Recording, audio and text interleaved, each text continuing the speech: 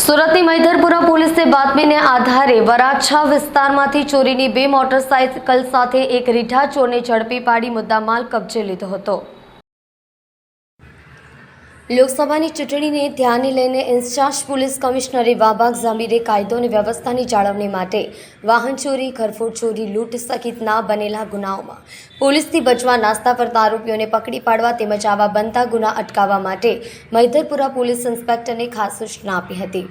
જે અન્વયે Maidharpura police ઇન્સ્પેક્ટરે surveillance PSI અને તેમની ટીમને વાહન ચોરી, ઘરફોડ ચોરી, લૂંટ સહિતના બનેલા ગુનાઓમાં નાસ્તા ફરતા આરોપીઓને શોધી કાઢવા માટે માર્ગદર્શન આપતા પોલીસની જુદી જુદી ટીમ પેટ્રોલિંગમાં હતી।